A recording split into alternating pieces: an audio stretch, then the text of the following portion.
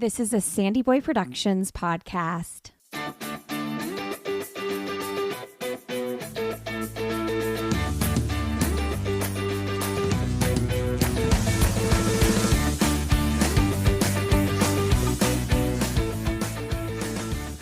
Hey everybody, welcome to I'll Have Another podcast with Lindsay Hine. I'm your host, Lindsay. Thank you so much for being here today. Today we're continuing our series. I've decided to call it the Behind the Mic series. And today my interview is with Allie Feller. I know for a fact that probably almost every single one of you listening right now listen to her podcast as well. Like Tina and I, Allie has grown up in this space in the same timeline, but she goes even further back as far as like the running culture goes, because before she started her podcast, the Allie on the Run show, she had her blog and garnered a huge following, people who related to her writing on running, her Crohn's disease, and life in New York City, I would say. And so those people followed her over to her podcast, and since then she has grown it to really a massive show and a huge community. She is a race announcer, she hosts live podcasts, and she's done some broadcasting work as well. She works closely with the New York Roadrunners and the Boston Athletic Association. A couple of years ago, Allie was diagnosed with breast cancer and shared her journey through that and really kept working a lot throughout that entire time. I know that her community of friends and also listeners of the podcast really stood beside her and lifted her up during that time and continue to do so. And we talk about that in this podcast. She's the mother of one, and if she says she's having a meetup or a live podcast or anything like that, y'all are going to show up and y'all are going to rally.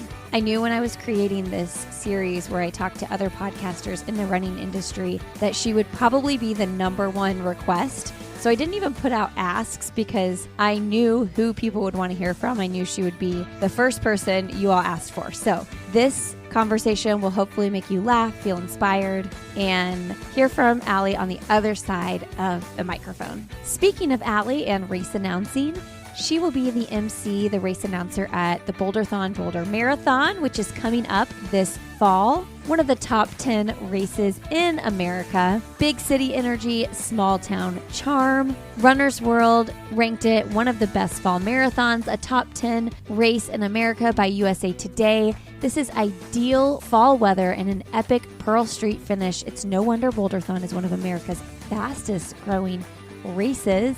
Spots are filling up fast, so you're going to want to get on it if you plan to come out for the race. The race is September 28th, and this is Colorado's fall premier event. Whether you're tackling the 5K, 10K, half, or marathon, there's a distance for everyone. Don't miss out. Use the code HEIN20, that's HEIN 20, to save on the half marathon or marathon. Again, that's HEIN20, HEIN 20, for $20 off the half marathon or the marathon. Just visit boulderthon.org. Hurry up because spots are filling up fast. All right, friends, if you enjoy this podcast, this series, anything we're doing over here on I'll Have Another podcast, please consider leaving us a quick rating and review. That is a huge way you can help support the podcast, and you can always support the show at patreon.com/Lindsay Hine. Also, I want to mention, we are giving all these episodes ad-free now over on Patreon. Just go to patreon.com/Lindsay Hine to support the show for $3 a month, and you get all these episodes totally ad-free. All right, please enjoy my conversation with Allie Feller. All right, friends, we are continuing our podcaster series with none other than Allie Feller. Welcome to the show. Thank you for having me. The first podcast I was ever on was yours in 2017. Oh my gosh. Well, and I always tell the story. You're probably sick of me saying it. You don't remember Snapchatting me. No, I don't even, I think I blocked out, and actually I guess it was 2016. I don't remember the Snapchat era. Like, I can't even believe I ever used it. I know. We hopped on for like one minute. The kids are still using it though, just so you know. That's what I've heard. Yeah. But I, far from being a kid, I'm not even on TikTok. I don't know how, like, I have an account, but I don't use it. So, right off the bat, I guess I'm kind of like, not that I'm aging myself, but we're millennials. We're Instagram girlies. I know. Wait. I know you're younger than me. When do you turn 40? 2 months.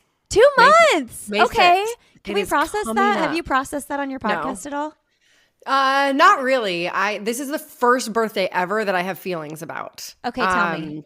I think it's a lot of things. I think one of them is like, oh, this is not what I thought life was going to look at 40. Yeah. Just been a weird couple years. The other is when we were growing up. So my parents were young. Same. You always like in your grade growing up, whose parents are older and whose are younger. And mine were always on the younger side. They had my brother when they were 25. They had me when they were 27, which now is unfathomable. Like, congratulations on being a child bride. Yeah. And having kids basically in high school. Yeah. So like my parents were younger, and we still have hanging in my dad's office the poster that I made. We had a huge surprise 40th birthday for my dad. And it's like a collage that I did of all these pictures of my dad from over the years. And in the middle, I wrote, Lordy, Lordy, look who's 40. And then there's a picture of a mountain showing that he was over the hill. And on the mountain, I drew a cane and a walker. Like, what in the world? So I think we also just grew up with different ideas of what 40 was. And then I am, we both are, like in this public-facing career where as you get older, you lose relevancy. People aren't always going to want to put me on their TV screens. They're going to find someone younger and cuter and peppier or whatever it looks like. So I'm not necessarily worried about it, but I do know that there's a shift that happens, and I'm a better person at 40 or soon to be 40 than I was at 38 or 32 or 27. So, I know it comes back to aging is a privilege, and I believe that, and I'm grateful for that. But yeah, I don't know. I admittedly don't like the sounds of it. I know. I didn't either. Do you want to give me a pep talk? I will welcome one. Well, I mean, nothing changed. I guess that would be the first pep talk. But with the years you've had the past couple years, like of anyone would know, like, yes, aging is a privilege. And like, I'm really grateful that I get to do this. Yeah, I was obsessed with it, to be honest. Really? I was obsessed with turning 40. Like, I think people that regularly listen to my podcast are probably like, shut up about turning 40. Like, obsessed with it in what kind of way? Yeah, I think I just was like, it always felt like this number where I was like, oh my gosh, like I'm fully an adult now. Not that I wasn't for the past 20 years, but like this feels really real. I'm 41 now. I'll be 42 this summer. I did have a huge birthday party. Like I, like hired a caterer and like did all the things, and I even got a photographer because I was like, I don't want to take pictures. Like I don't want to do all that. That's on my list. This past weekend, some of my close friends sat me down and bullied me, and they were like, we need to plan this party. Like, we've been nudging you for so long, but it's at the point where you need to decide what you want to do. And my holdup has been, I'm thinking about what's convenient for everyone else, because my friends are all over the place, and like, what's easy, and do I do it with kids or not? Because and they were finally like, what do you want? Yeah. And I didn't tell them the honest answer, which is, all my friends to come to my house and help me with all the things that need to get done. Are you good at hanging pictures? Great. There they are. Wait, are you why really don't you good do at getting that? stains out? I have one downstairs. No, I'm not putting people to work. And so I did finally start putting together, concepts of a plan of a party. And on the list is a photographer, because I also will not be, I don't want to be on my phone. I don't want to be relying on other people. No. I will pay someone to do that. Yeah. I mean, you don't want to even have it near you, and you don't want there's always a good friend that is like the picture taker that will grab some pictures of the night, but it's never going to be all the moments you want, and you want to make sure everybody is in a picture. And that's I need Jay-Z snaps or Johnny Pace. I need one of my guys coming in and just taking care of that. So my best friend's name is Allie, by the way. Is that surprising? No, and I think I knew that. I know you. Yeah, but how many friends named Allie do I have? But she at the birthday party, she came in from Indiana, and the photographer walked in. She goes, "Hey, Kim K, your photographer's here." Well, that's what we need. We need the friends to keep us humble, and bring us back down to earth, and that's a good friend. Yeah. Well, I'm excited you're joining us over here. Also, it's not over the hill. We're not what 40 was 20 years ago. We're just not. My parents were also child bride parents. My mom was 21 when she had me. So she's She's like 21? Yeah, like so young. So young. I mean, she was like 38 years old when I graduated high school. So Which I can't even, like, what was I doing at 21? I Like, know. Well, she totally had to, she had my sister when she was 19. She totally had to just like change her life and like turn Power to everything her. around. Yeah. Yeah. She did a good job. Okay. So let's go back. You're the second of the podcaster series that I've done. And I'm like trying to figure out the path I'm taking here. Like who all's coming on. I guess let me ask you this. If you were doing this series. Oh, come on. Okay. Other than me. And it's just with running podcasters? Give me 3. Get out there with one of them. 3 is hard. I think I would have to do 3 different tiers. Yes. Right? So it's like, you know, who are the OGs? Like you, who's been doing this for a long time, like Mario Fraioli, right? Oh, like, yeah. let's pay homage to the greats here, who really did, who broke into it and were some of the first. And I'm obviously leaving out another mother runner. I think of them too. For like sure. They were so early in the podcasting game. So I think of those as one of the tiers. Then I think about like the big media right now, which like I think Sidious Mag, right? Des and Kara are probably, I would put with Sidious in that like they're not just podcasters. They're doing much more than that in the sport, and might put like Carrie Tollefson in there. And again, I hate this, and I hate that you're putting me on the spot because I'm going to miss out. I'm not going to think of so many people. You don't want to leave anybody out. That's my problem. And then I think there's something to be said for like some of the really new ones, you know, maybe it's like the running effect that Dominic, who's like super young, but is getting really great guests. I mean, I don't know. Put me on the mic with the Johnson brothers and John Galt and let me see what I can get out of these Let's Run guys. Oh my gosh. Let's see how they'll answer some of my questions. So I don't know. I think it's really easy to just look at like who's at the top of the charts. Yeah, for sure. And know that where there are downloads, there are listeners, and there are people that want to hear from them. There's also so many good ones. Maddie Alm has a podcast now, right? Oh, yeah, where she's talking about nutrition, and so that's really hard. I think this probably just do a year-long series, Lindsay. Okay, I know. I have to get a really good sponsor if it's going to be a year-long though. That's a lot. That's a lot of episodes. Yeah. Oh, yeah, the Mother Runner people. She had actually emailed me because she saw that I was playing pickleball a lot. And she was like, asked me if I wanted to do a pickleball crossover. And I was like, well, perfect. I'll just have you on the podcaster series. Oh, that's so fun. Right? So is that who you already recorded with? No, I recorded with Tina. Oh, yeah. Nice. Yeah. And then I'm doing, Marathon Training Academy. I'm having them on. Oh, yeah. They were like, I think that was like one of the only running podcasts. I said them and Running on Ohm. Remember Running on Ohm? Yeah, Julia. Yeah, Julia Hanlon.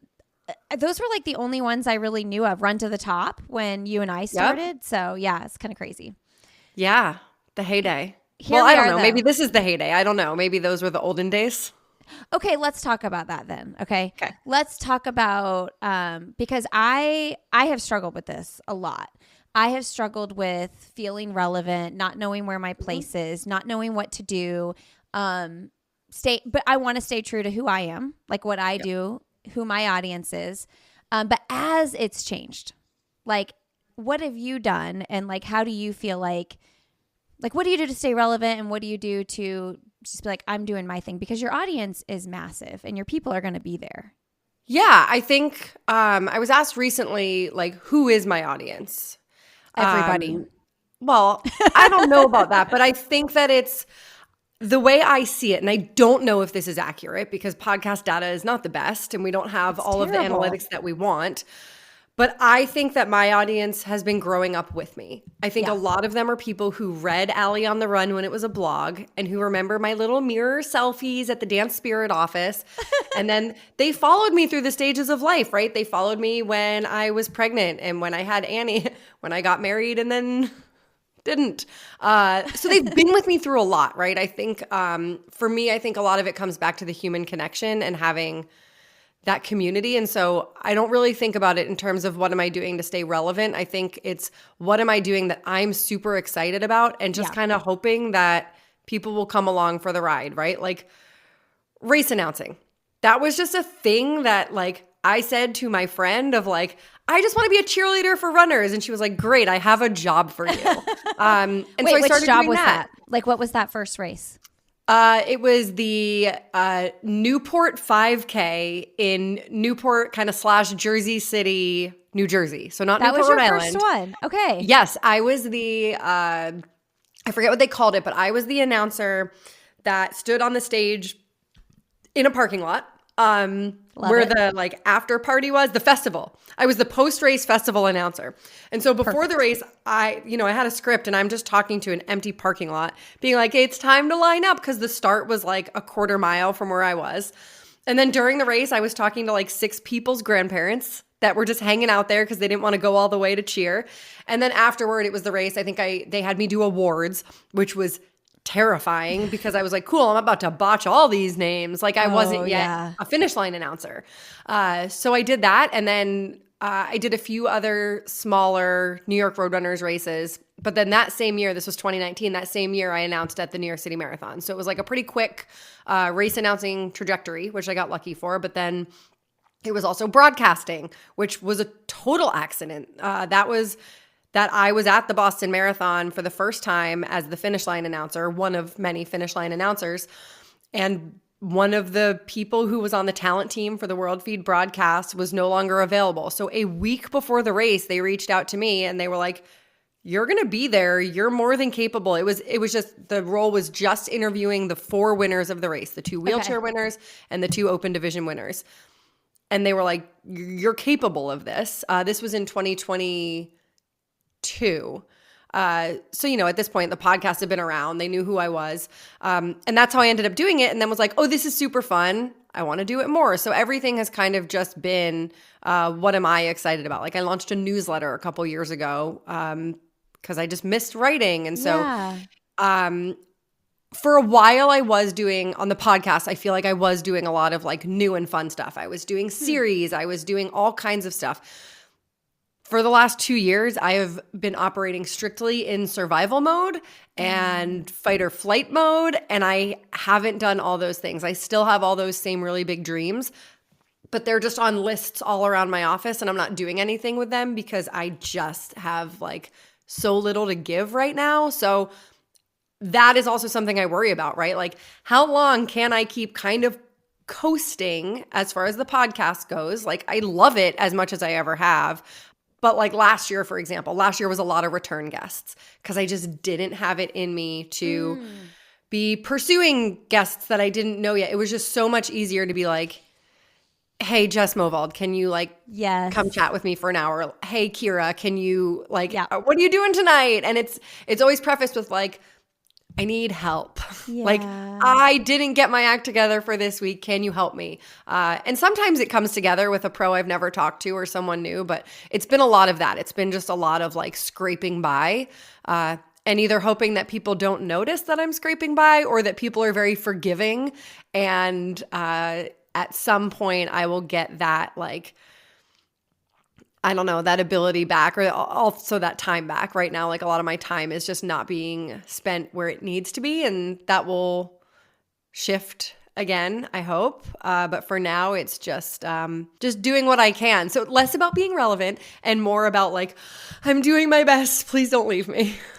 But like, I think from the outside looking in, I think we've all been like, how is she still going forward? Like how you're still showing up to all these events and you're still like producing all these podcasts. And I've been like, how is she doing this? Like, I guess you kind of just explained it a little bit.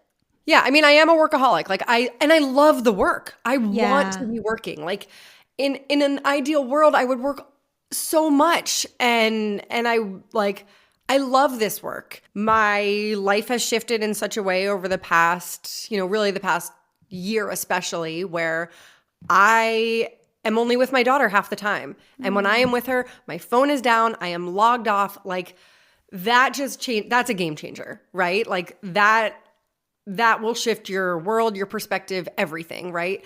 And then also in that process, when I don't have Annie, I'm working as much as I can. I'm also on the weekends, like the biggest thing that I did about a year ago was I threw myself into weekend working. Oh, really? I did not like the idea of being alone on the weekends. I didn't, early on, I felt really sad on weekends. And so I wanted to make sure that I was staying busy. So I really like right now, my 2025 schedule is done. Like I can tell you right now what I am doing every weekend of 2025 because that's just a different perspective, a different planning system I've had to take because of life circumstances. And so the nice thing is I know every race I'm working this year. I know every event that I'll be at, and I know which ones I can't do because they don't work out. And so it has been a lot of pouring myself into at least some of the work, but I feel like it's a lot of just like doing what I can, being perpetually behind, hoping that one day I'll catch up, and a lot of emails that start with, "Thank you so much for your patience," or "I appreciate you following up." So, So on the weekends you have Annie. There's no work. Oh no. Yeah. Well, I guess it's like kind of no, because this past weekend I had an event in Richmond, Virginia with Kira D'Amato, and we did a live show down there. And last year I brought Annie with me. Yeah. And so we like that weekend I was able to turn into like a fun girls weekend. It's different Kira brought too. her You're daughter. Like families. Yeah, my cousin was there with her girls. And so like that was fun. It also wasn't a super heavy lift. Totally. Like, we ran the race in the morning. I chose to just run the 5K. Excuse me. I ran the 5K so that I could leave later and get back sooner. So I was only gone for like a short amount of time. The girls came out and cheered.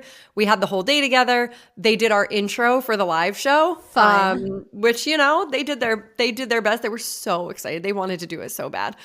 So we involved them in that too. And they were at the show. But really it was like we had a ton of friends in town. But no, I mean like a weekend like the Boston Marathon or New York, I'm all in. Yeah. And no, otherwise we're just having fun on the weekends. Wait, so how do you manage that though? If like a big race that you're like, I can't miss this falls on one of her weekends though? Yeah, I request a swap with Annie's dad, and I hope to God he says, sure, no problem. Yeah. All right, friends, if you are looking for an amazing way to just chillax a little bit and you're like me trying to drink less alcohol, you got to check out Cornbread.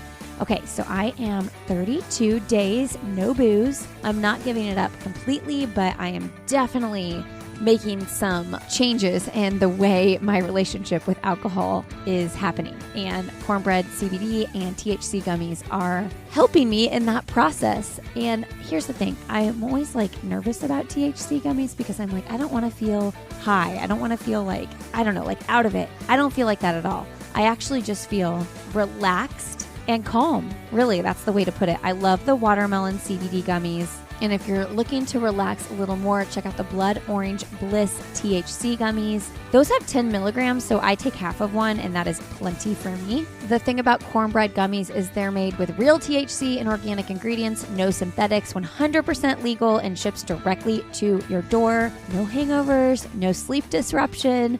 If anything, better sleep. These gummies have been a game changer for me. And right now, I'll have another listeners. You can save 30% off your first order. Just head to cornbreadhemp.com/another and use the code another at checkout.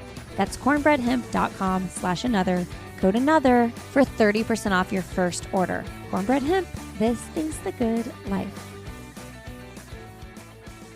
I know you've probably talked about this a ton on your show and like over the years, the past 2 years on Instagram and whatnot, but the breast cancer diagnosis. Yeah. How are you doing? Good.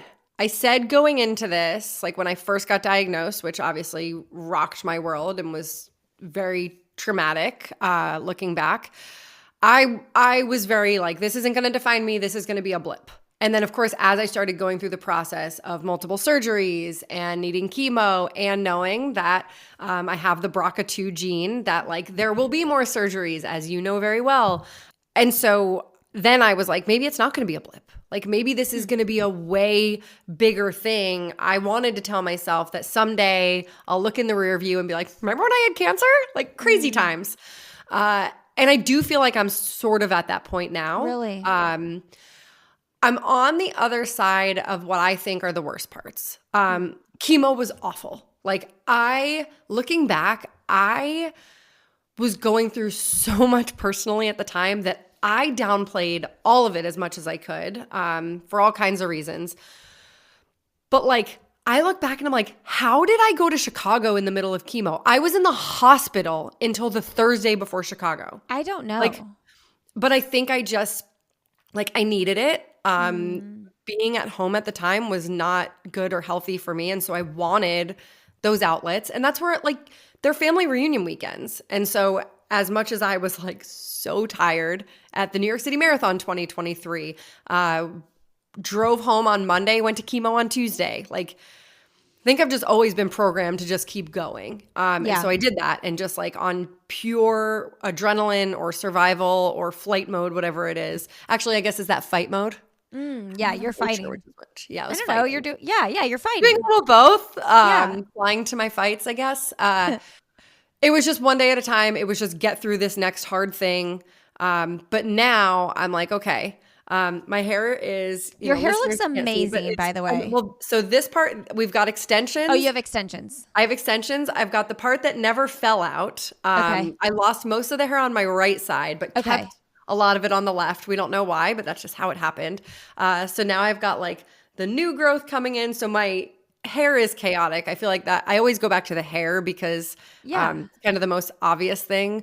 But like, I feel like I look I didn't realize how sick I looked. I look back now at pictures from the marathon trials in Orlando, and I almost can't look at those pictures. Because I remember thinking like that I never looked sick. And I'm like, you were prancing around Orlando with absolutely no eyebrows, falling apart in every sense of the word. But like, I don't know, I guess who cares? But so I will have my oophorectomy. Who named that, by the way? That's the best we could do? I feel like when I say it, nobody knows what it is. I usually just say I'm sort of having a hysterectomy at some point, because people at least kind of know what that is. People know what a hysterectomy is, although when you say it, they don't assume, the hormone stuff that's happening. Because when you get your uterus out, you have no hormone issues. Right. Like, issues are with the ovaries, which is what you and I need out. Right, exactly. So yeah, they've kind of presented that to me as when you're ready. How do you feel? And I don't know when that'll be. So they want me to have it done before I'm 42. Okay. So I've got time.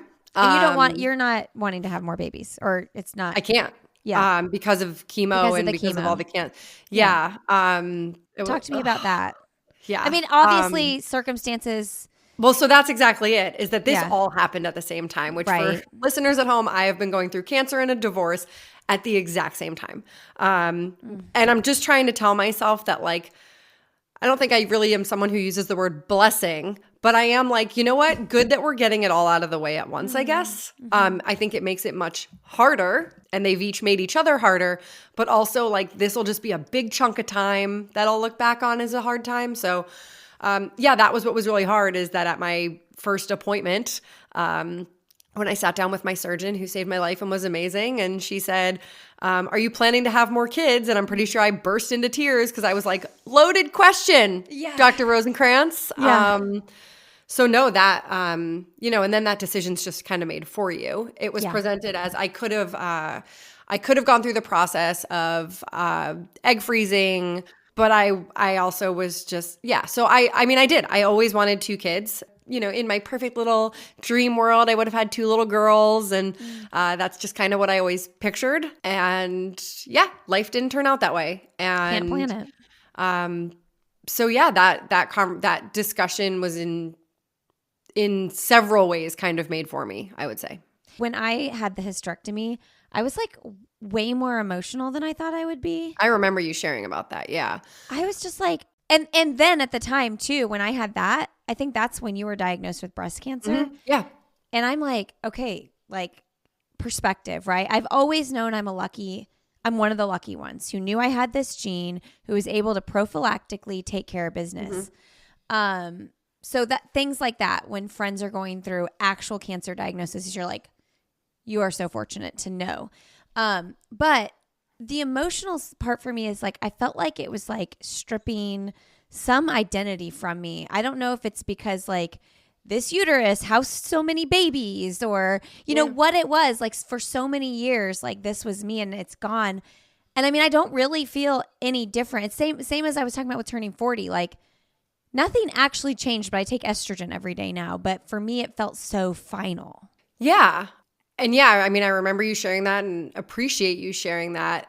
And, I haven't gone through it yet, but there was a part of that with the double mastectomy too, which is funny because I hated my boobs. Yeah. They did not look so great after having a baby and deciding to exclusively pump for her. What a pretentious phrase that isn't pretentious because it's the absolute worst. But yeah, like they weren't good. They were looking down. Now they are very perky, but they're different. Yep. So yeah, like that, I mean, that was huge. And I mean, the reality is when it comes to the cancer piece of all of this, I have not even begun to process any of it. Other parts of my life have been, this is so insane, have been so much harder. That's crazy. Than what the cancer was. Because with cancer, and I think it's almost in my benefit that I've had a chronic illness for so long, right? Like I am well-versed in the terrible medical system. Yeah. I've had Crohn's disease since I was 7. I know how hard you have to advocate for yourself. That doesn't mean I'm good at it or that I like it or that I want to do it.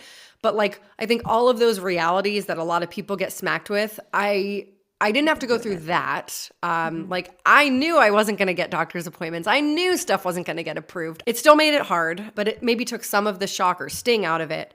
But yeah, cancer was very, I had great doctors in my corner and they said, this is what you're going to do. And one thing I'm very good at is following rules and doing what I'm told. And so it was, you're going to show up on this day for this appointment. You're going to show up on this day for this surgery. Here's a list of the things you're going to want for recovery. Go buy them.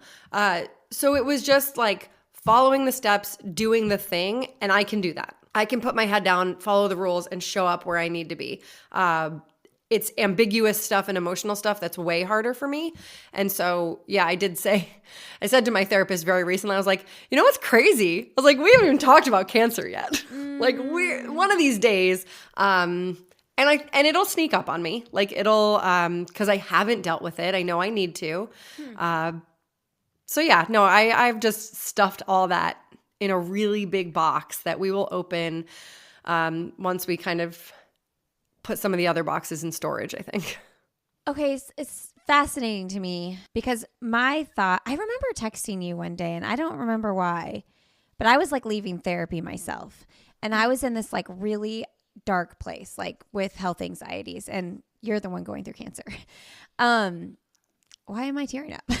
I don't know. But anyway, like I want to know how you've dealt with like the fear side of this. Yeah, this is maybe the craziest thing. I don't have it. How? And I don't know if it's because I think it's because I haven't dealt with any of it. I don't have the fear of reoccurrence to the point that I was supposed to be taking tamoxifen, which is the hormone therapy. I was supposed to be taking those pills. We started on them a year ago when I finished chemo, and then they took me off them for a while because my Crohn's flare was so bad, and we worried that it might make them worse. A lot of people do have really bad GI reactions to that particular drug. And so when I went in September of 2024 and I rang the bell, it was a very, in many ways exciting day, but one of my doctors sat me down and was like, okay, you need to restart the tamoxifen now. Like, can we do that? And I had hesitations about starting it to begin with. I was worried about the side effects. And I was like, okay. And then I saw her again in like 3 months after that. I was up there in December. And she was like, okay, did you start the tamoxifen? I said, nope. Like, I'm supposed to be taking this medication to reduce my risk of recurrence, and I just wasn't taking it. She said, okay, January 1st, you're going to take it. I sent her a message not all that long ago saying, I just want you to know I still have not started taking this. So as I just said, like, I'm so good at following instructions. I'm also maybe not. What is it because you're afraid it'll cause a Crohn's flare? Like, what are you so adamant I'm afraid about of that because my stomach's finally okay again. Yeah. And once you're in the Crohn's flare, it is so hard to get out. Like, that takes months or years for me, in my experience, to actually be better. And like, I am finally feeling like this body is mine again. I'm starting to run again. I'm at events without the constant bathroom anxiety. My upper half surgeries are done. I had a double mastectomy and reconstruction, which you know very well. And you were a great support person throughout that of like, I have questions, which I really appreciated as, an actual human who's been through it. And so, yeah, I think that, I don't know. I think I'm also really detached from the whole cancer piece. I still think there's a big part of me that's like, this isn't a thing that happened to me. I've probably said I had cancer or I have cancer fewer than a dozen times. It's just not a word that to me describes me or is, I don't know. And I think it's because the past 2 years have been a blur. There are entire parts of the past 2 years that I don't remember. So I think there is a lot of like, I don't know, like my therapist has used the phrase, like has said like, you do have PTSD from certain things. And there's a lot of trauma. So it's, I am grateful I don't have that fear of recurrence because I know women who have gone through this on the exact same timeline as me, and they are nearly paralyzed by that fear. Yeah. So part of me feels lucky that I don't have it, and part of me is like, is this going to come back to bite me? But I feel like I have enough fears of other things right now that I just, I don't know. I don't have that fear to the point that I have not taken my medicine that I'm supposed to take for months. And I'm hoping that now that I'm putting it out there, this is like, I've never said this publicly because it's awful. Like I had cancer. They're saying, take this medicine so you don't get it again. And I'm just not taking it. Like, you're in such a unique situation with your Crohn's though, because like the depths of despair you feel when you have a flare, like the worst. I mean, so I get it. Yeah, and you said the word blessing earlier, and you're like, I'm not one that uses the word blessing, but like, yeah, I'm not like, what's a different word for like, wow, that's great that you don't have that fear. That's a really great thing, and because like, who wants to live like that? Who wants to feel like that? And I know people who do, and there's also the piece where you get whether it's the news, the update in the portal, the conversation with your doctor where you're told they don't really say you're in remission and they don't say cancer free. They'll say things like, there are no signs of cancer in your body right now. They have to be so careful about that wording. So when I was given there are no signs of cancer right now and there is no reason to believe that there's any cancer in your body, that's scary too. Yeah. Because that's like, oh, okay, I'm cured. I'm on the other side of this. I should be fine emotionally. And you think that's going to be such a great day when they tell you that. And it is. But then it's also, for me, it was like, oh, well, now I should have my life together now. I should be doing the podcast series and, implementing all these big ideas that I have because I don't have cancer now. Like, what's holding me back? But the reality is like the emotional component of all of this, that's keeping me, not that I'm stuck, but I have been a lot. I'm a mess. No, you are not a mess. You are not a mess. I want you to talk about your friends throughout this because I'm going to cry. That's okay. It's better podcasting when people cry. Don't you know that? Pull at those heartstrings. My friends are the reason that I am here and that I am alive. And in that group is, of course, family and my parents. I will forever say that the best thing that I did throughout all of this was the night before I went into my first surgery, the double mastectomy in July 2023, I sent an email to a group of friends. And it was like my closest friends. I think the group is now up to like 18 people. So it's a big group. But it was friends that represent a lot of different times in my life and friends that are part of bigger groups. And it was kind of like, you're my point people. And when I have updates, I'm going to send them here. You are welcome to share them with anyone, right? But like, I can't respond to 40 texts a day. And how fortunate am I that I'm getting 40 texts a day and people care and they're reaching out. But it is so draining and exhausting and time consuming. And so I started this group email with my friends. The subject line was, thank you, love you. It's still the subject line. And it was fun because people started like replying all. It was the only time I was ever like, reply all is so fun. And then like now the coolest thing is, I spent this past weekend in Virginia with a group of people on those emails, including Kira D'Amato, Connor Nickel, and my cousin Jackie. And they all know each other because I had cancer. Like, what a cool thing. So like, it's so cool to see that they've gotten to know each other. And now when we go to races and events that like a lot of connections have been made, but my friends have seen the worst of me, like the absolute, or I shouldn't say the worst of me. They've seen me at my lowest points. They've been on the receiving end of calls, texts, FaceTimes, and emails where I have literally said like, I cannot make it to tomorrow. Like there have been those days and late nights and early mornings. Like it's all been part of the past 2 years. And so they have shown up for me in the most amazing ways. I had friends fly across the country. My friend Emily, my friend Julia, like took time off work, flew cross country to take me to chemo and do cold capping, which is a very heavy lift. And these are people with full-time jobs and responsibilities and partners and children. Like everyone has a lot going on. And the number of people who prioritized me and my care and my well-being and my life is the greatest gift I think anyone could ever receive.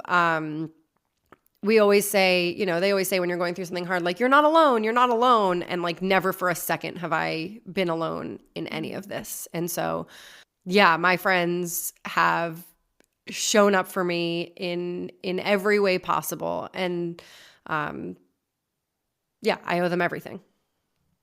It's been cool to see how they've showed up for you from the outside.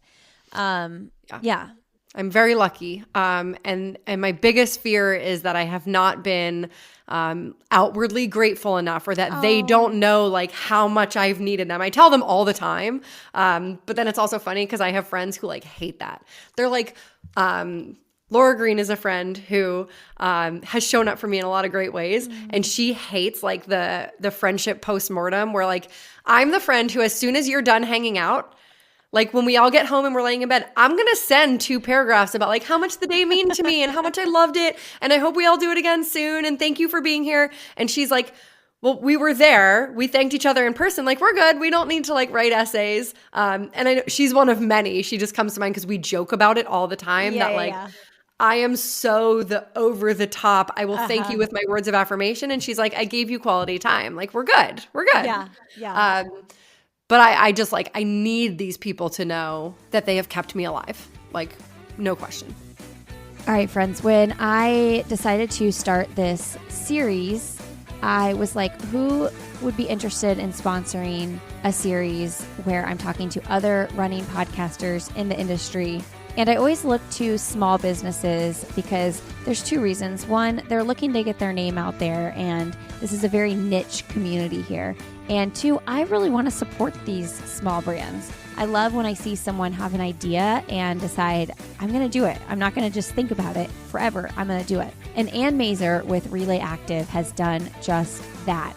She has the best quality fabrics and designs. She's a runner. She's a yoga instructor. She's an Olympic trials qualifier. She was in that group of qualifiers who ran in the 2020 Olympic trials. And I don't know if you guys remember that epic CIM race where all these women qualified, and it was just so incredible. Well, anyway, since then, she's gone on to create Relay Active, which has really high quality running apparel, yoga apparel, whatever sports you're doing, really. I just got their tennis skirt that I wear for pickleball, and it is so cute and comfortable. And the prices are affordable. I mean, they are less expensive than some of these big brands like Lululemon and Biore and all those. So you got to check it out. You got to support Ann. Let me just tell you a couple of my favorite items from them.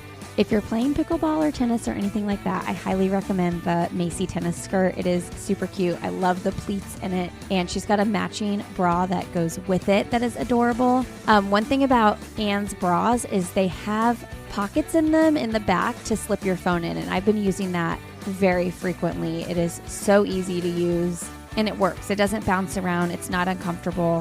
Very high quality. Okay, the 5-inch inseam shorts, the Rachel pocket shorts, Those are the best. They have a high waistband and they don't feel like super tight or restrictive, but you feel held in and comfortable. And then they have pockets on the sides and they stay in place. I'm telling you, these shorts stay in place. Now, if you're looking for something a little bit shorter, they also have pocket shorts with the 3-inch inseam, and all of their shorts, they have matching bras, so you can be super cute. Okay, clearly I'm obsessed. Go to relayactive.com and use the code Lindsay15 for 15% off your next order. So this is limited to 1 order per customer, but even if you've already purchased from them or used a code from me in the past, it still works for an order for everybody, not just new people. So that's code Lindsay, Lindsey 15, Lindsay15 for 15% off your next order at Relay Active. That's relayactive.com. Go support Anne and get yourself a cutie outfit. All right, friends, back to the show. What are you most looking forward to this year? I feel like right now I'm like all hyped on Boston Marathon weekend. I am in the trenches of planning and confirming. Yeah, what are you doing? I'm not going to be there this year. You're not coming to Boston this year? No, because I have events like surrounding that weekend. And it's Easter weekend this year. So it's a tough one. Away. And I didn't have anything going on. Yeah. I mean, and it'll be there next year. So that's kind of the great thing about all these races that we get to do is there's always another one. Yeah, this is a busy Boston for me. I do a lot with the BAA, so they keep me good and busy. I don't know like what I'm allowed to share yet. Usually the BAA stuff I can share, which is I'm hosting a couple panels at the expo on Friday, so I will be there Friday afternoon with the BAA and with another brand. Saturday morning, I am one of the start and finish line announcers at the 5K, which is fun because we've got a great crew. It's me, Carrie Tollefson, and Jay Holder. So I basically am just getting to hang out with my friends all morning. I will be doing an event with New Balance that I'm excited about. I will be attending the New Balance Marathon Relay at the track Saturday evening, which will be really fun. I will have another live show Sunday morning, and then I spend the rest of the day Sunday in broadcast meetings. We do, I'll be at the finish line doing our, we always do a sound check, get together with the team, we have some meetings, and then Marathon Monday, I'm at the finish line start to finish. I will be there in the morning as part of the World Feed broadcast again this year. I always do that, the finish line interviews. I get to interview whoever the Grand Marshal is. Last year it was Rob Gronkowski. The year before that it was David Ortiz. So my parents are like super hyped on this day and Boston teams. So that'll be fun. And then I'm there. I announce usually from like 1 in the afternoon until pretty late. And then this year I will also be at the post-race party, the official post-race party, doing some stuff there. Wow. And then I'll make my way to the parties after that. I was going to say, like, oh my gosh, like you're going to be so exhausted after this weekend. Yes. And then I'll come home on Tuesday. I will be home for 3 days and then I'm going to London. So it is, it's officially busy season. I'm like, yeah, after this past weekend, I was like, all right, we're in it now. So what are you doing in London? TBD. Okay. But I will be there. Okay. I don't know if this is going to come out before or after. Perfect. Then if it's after, congratulations, everyone, on your Boston and London marathons. I loved seeing you out there. Thank you for coming out to support.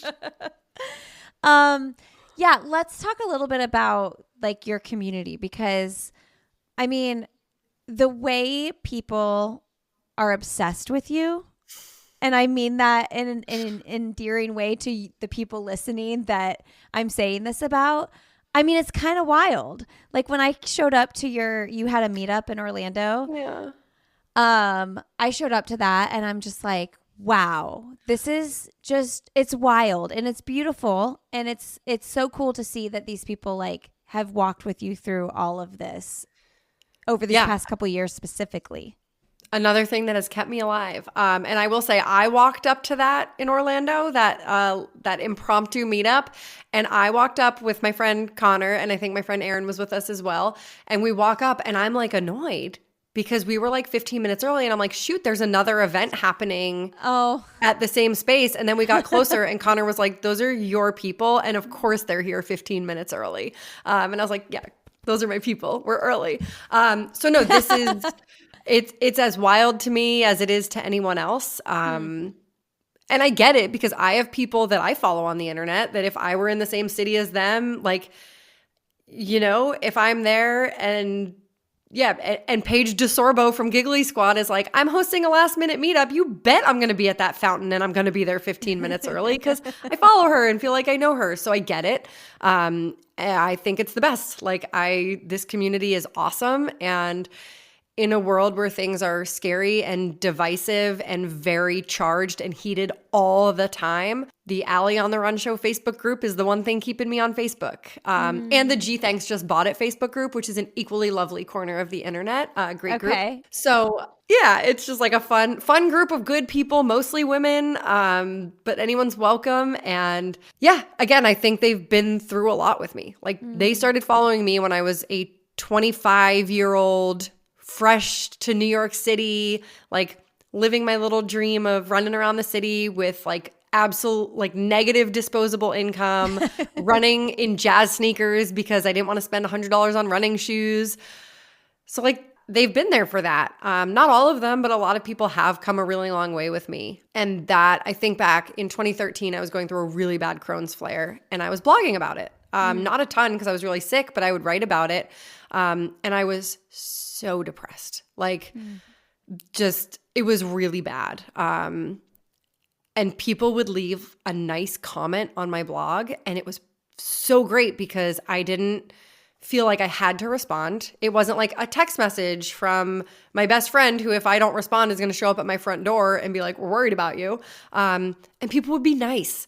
And it's like, man, it goes both ways because the power of a negative comment has that too. But like people would just write things like, I'm thinking about you, or you're going to be okay. Like whatever it was just this like, I don't know, sense of security in a way of like, I'm going to be okay. And these people have my back. And I like to think that I have theirs. Like that's why I love doing live shows so much is you're reminded that like the download number is a human that's choosing to listen to the thing you're putting out. Like it's not a random number. It's not nothing. It's not a bot. So like I love that, getting to see the actual people and talk to them and learn about their lives. I wish I had more time to do that at these events because I will happily talk to every single person in the room for an hour each. That's why I love this job. So yeah, no, this community is magic. And I love them so much. And brands love them too, because the Allie on the Run Show community, if you tell them enough about New Balance shoes, they will go get New Balance shoes. And so, you know, it's like, it's cool bringing them along for that too. And, yeah, I don't know. This is like, I get super like overly warm and fuzzy about this. And I always feel like it just sounds fake and cheesy, but it's like in my dream scenario, I am just going to host a party someday that everyone will come to. And it's not like an event that's crammed in the middle of a major marathon weekend when we all have our things to get to. Like, I want to have a party and it's not a live show. I don't want to be on stage. Like, I want to be just like everybody in the dance circle with everyone. Yeah. So yeah, that's one of my dreams that we're trying to make actually come through. We're trying to do a test event of that this year. So good. Well, that's like, it's like a second wedding, but not a wedding. It's like just a party with all your people. Not interested in that. No, so. It's like, but it's like where you invite all your people and you and everyone's there and everyone's like happy because we're just celebrating life. So yeah. I love it. That's so good. What about like, how do you deal with, do you get negative comments? Like, how do you deal with that kind of crap? Okay. Great side effect of cancer is people are nice. So nice. I'm sure there is still negative stuff out there. We know these places exist on the internet. I went on like a whole rant in Richmond about this, about how like, because Kira and I were talking about it of like, I was asking her if she thinks she'll read the reviews when her book comes out. Oh, gosh. And she asked me, similar to what you just did, of like, do you read? And some comments you are unavoidable. Like if it's a direct message, on your feed. I read all the comments I get on Instagram, so I see them.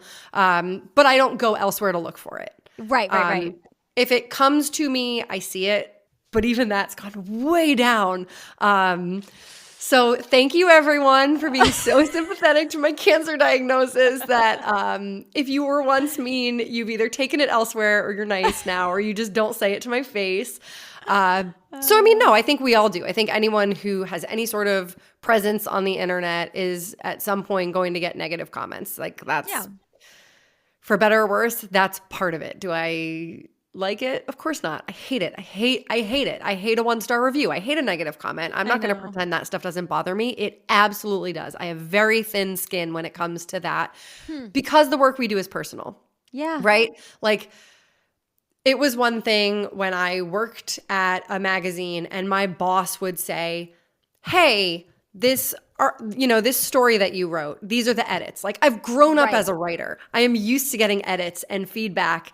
And all of that is done to make the final product better, right? So like that's constructive criticism. That's fine. It doesn't mean it's easy to receive. It's not fun. It's never being told that something you did either wasn't good enough or someone didn't like it. Like that sucks.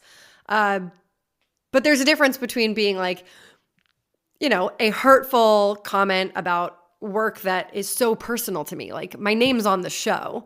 So I don't know. I mean, you have to be able to discern like, if someone reaches out, this is a totally hypothetical, but if they're like, Allie really talks over her guests a lot. Like Allie needs to wait for her person. This is something that I like when I listen back, I'm like, you got too excited and you interrupted them. Stop doing that. I know. Yep. So it's one thing if they say that because it's like, that's accurate. Like I can take something from that. Doesn't mean I want to. Yeah, I don't want to hear it, but I get it. And I do like to think I'm at a point in this career where like, I have to have that self-awareness to be able to say, is there any validity to this? What can I learn from this? And then there are the comments that are just mean, that are just designed to either tear me down or make me feel bad or make them feel good. Those suck. Like I don't like being on the receiving end of them. I don't imagine anyone does. Unfortunately, that's part of it. And that's why I have my really good friends and my community and my hype squad to remind me that I don't totally suck. So no, yeah, it's not fun. Like it sucks to read anything bad about yourself. You don't edit your podcast? I do. Oh, you do? So I have an editor, Tyler. He's amazing.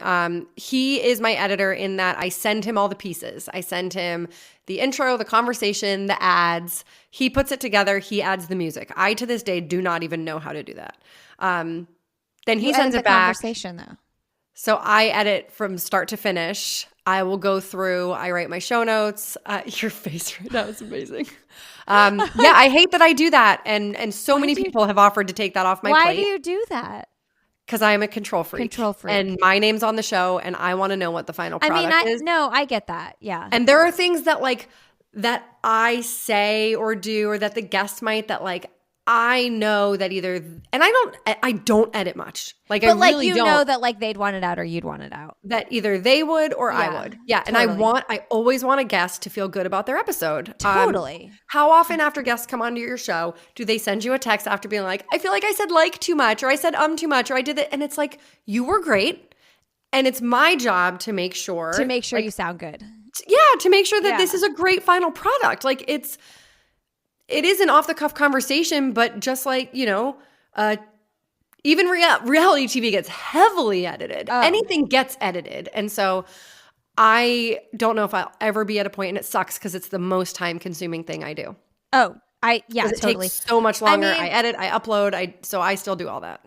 I mean, I have my an editor, Emma, and like she's just been listening to my podcast from day one and she knows me so well that I trust her with that. Yeah. But man, if she quit, I don't know who I would trust because she knows what to take out. Even when it's like something I wouldn't even consider trying to take out, she'll be like, hey, they said this. Do you think I should cut that? And I'm like, yeah, go ahead and cut it. And I would have forgot, like she knows what to look for. So I feel really lucky, but yeah, I can't believe you do that. Just that is so time consuming. I know, and it's the easiest thing that I could offload, and I've had so many amazing people offer to help, and then I get people who are like, and you could just write down like, ooh, if you say something that you're like, I don't like how that sounded, you could just like, I never notice when it's coming out of my mouth. I know. It's only when I listen back. No, I know. So yeah, that's the big part of it is that Yeah. I'm just not ready to hand over a final product. I mean, wow. Okay. I know. I just let me know if you need me to help you with that. Like help you, encourage you to offload that. Thank you. Uh, Tell me to take my medicine. That's what I yes, need. and tell you to take your medicine. Okay, Allie, we have to go, but I don't want to. Let's finish off with are you watching Love is Blind? I abandoned. No, You I couldn't do did? it. Season 8. It was so bad. It was so boring. Wait, you abandoned, but you started it? I started it. Okay. Well, what And do I you Googled to see who got married, and I Yeah. still can't even remember who those people are. Yeah, no, I No, didn't really. listen. Daniel, he and Taylor got married. Yeah, saw that. The Christmas people. He won Love is Blind, like all round. Like he is like the best Love is Blind contestant ever. He's so sweet, and he went there because he had an insecurity because he was short. He's not even. Oh that yeah, I short. remember that. He's I couldn't keep all the 5'9". guys. Those guys all looked the same to But me. he's Sorry. like nice, and like I think he won Love is Blind because he went in with that like the whole thing is like he went in with an insecurity. Good for and him. Anyway, he won. Okay, well, what are you watching? White Lotus. Okay, I haven't I started. watched White Lotus. I'm currently doing a rewatch of Schitt's Creek for the billionth time. That's been good for me right now. Yes. And I just watched and loved Running Point, the new Mindy Kaling show starring Kate Hudson on Netflix. Gosh, I I love tore through it in a day, and I will rewatch that again soon. I love that. Mindy Kaling is my ultimate live show dream guest. And Love her. I'm sure you'll make it happen. Miss Ellie Kempner. Ellie Kemper, that was a career highlight for sure. Yeah. So yeah, Running Point, if you haven't watched it, super cute, very similar to Nobody Wants This, of like cute, fun, bingeable, easy watch that leaves you feeling like, oh, that was fun. Yeah. So good. That's my jam. What do you want to send us off with? You got this. You're doing great. You're doing great. What is the Even if you sweatshirt think you're say? not, tell yourself you are. You're doing awesome. Kara, the woman I coach, who I love so much, wears your sweatshirt all the time. Is it you're doing great? Is it you you're are doing worth great? the run. Yes. Yeah. Yeah. Oh yeah. And when we met, she was wearing it. We met in Atlanta 2 years ago. I was down there, and she was out cheering, and she was wearing the "You're Doing Great" sweatshirt. You're doing which made me great. super happy. She's so sweet. Yeah. We love you, Kara. Yeah. Yeah. Oh, Allie, thank you so much. Thanks for having me. Thanks so much for being here. I really appreciate it. Thank you, Allie, for being a part of the Behind the Mic podcaster series. It was great to catch up with you. I know I'm going to see you soon at an event, probably in the fall, actually. Probably the Chicago Marathon. I could almost guarantee you're all already following her, but you can find Allie on the Run One on Instagram. And of course, find her podcast, Allie on the Run Show. You can find me. I'm Lindsay Hine 626 on Instagram. You can learn more about this podcast and all the shows in our network at sandyboyproductions.com. We've actually got a new show joining the network that we are announcing soon. I cannot wait to share it with you all. Oh, and don't forget, if you're going to be in Indianapolis for the IU Health 500 Festival Mini Marathon, grab your tickets to my live podcast I'm doing with another friend named Allie Brettnacker, and Kim Conley, Cameron Balzer are going to be there. I think we have like 10 tickets left. So make sure you grab your tickets if you plan to be there. The link to purchase tickets is in my bio and Instagram. Is there an easier way to do this? I don't know, but that's what I'm going with. Yeah, thanks for being here. Thank you, Anne from Relay Active, for supporting the show. Go to relayactive.com. Use the code Lindsay15 for 15% off your order there. Of course, you can support the show by supporting any of our sponsors, cornbreadhemp.com/another. Use that code another for 30% off your first order. And if you're looking for a fall race, check out the Boulder-thon. There's a 5K, a 10K, a half marathon, and a marathon. You can use the code HEIN20, HEIN20, for $20 off your half marathon or marathon at boulderthon.org. Friends, thanks for being here. I hope you're enjoying these additional episodes, 2 per week for the next, 8 more weeks. Thanks for being here, and we'll see you on Friday on I'll Have Another with Lindsay Hine podcast.